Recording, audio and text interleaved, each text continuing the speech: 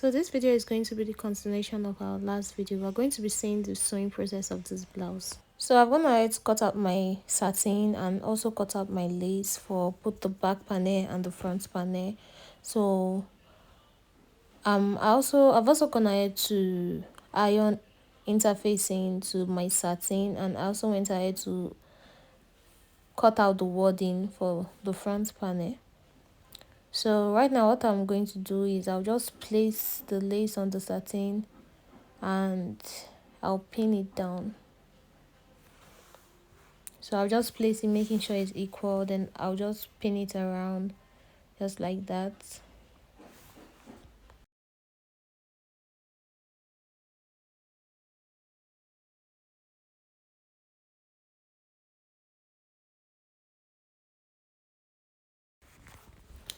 So I'll do the same for the other pieces. I'll just put the lace on the corresponding satin and I'll pin it down.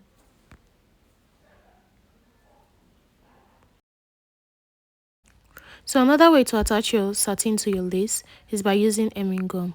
So you just cut out tiny bits of hemming gum and scatter it around your satin just like that. Just scatter it around. Then you place your lace on top of it. Then you iron. So the hemming gum is going to help the lace to stick to the satin. But for this tutorial, I'll be using the pinning method. So when stitching, I do not stitch from the front. I stitch from the back. Because I noticed that whenever I stitch from the front, the lace tends to drag itself and it will now turn out to be longer than how it's supposed to be. But when I stitch from the back, I notice that everything turns out equal. So you can try this trick if you have issues with your lace turning out longer. You can try stitching from the back, and if it works for you, please leave a comment in the comment section and tell me about it. So I'll do this for this piece and I'll do it for the rest of the pieces, then I'll show you. So I'm done stitching all my lace to their corresponding satins together like this. So right now what I'm going to do is I'll go over to my sewing machine and join my back darts. I'll also do this for the other back darts. So before going ahead to join my front darts, I'll first of all pin the underbust together. So I'll pin the underbust together like that before I'll go ahead to join the dart. So I'll also do the same at the other side. I always like pinning together to avoid jumping or to avoid mistake or whatever. Make sure I pin my underbust together first of all before I go ahead to join the dart. So I'll do the same for my lining. I'll join all the darts together, then I'll show you. I've joined my front darts. See the way the cup is already standing. The inside is looking very neat. We are yet to iron it, but see how neat it looks.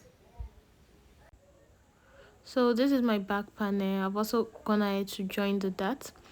So I'm going over to my ironing board now and I'll iron the seam open. I'll do the same thing for the other back panel. So I also do the same for my front lining piece. I'll go ahead and iron it, ironing the seam flat, and also for my back lining piece. So I'll use this buzz ball, or I don't know what they call it. I'll use it to iron out my bust cup very well, then I'll show you. So I'm done ironing out my pieces. This is my back piece, and I've also ironed out all the lining and also my front piece. You can see I ironed the seam open.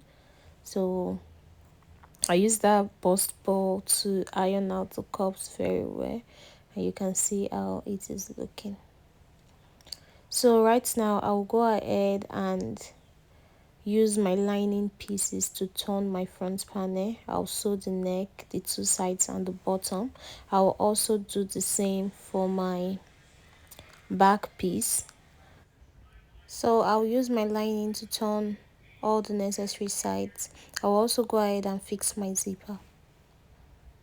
So I'm done fixing my zipper, and this is how it looks like.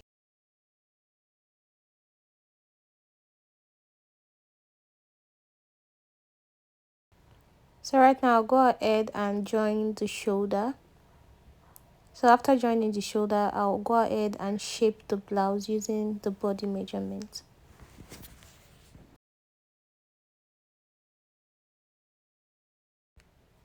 So I'm done fixing my shoulder, and I've also shaped the blouse. So I added cape to this blouse because the client said she wanted cape. I didn't film that because I thought it wasn't necessary.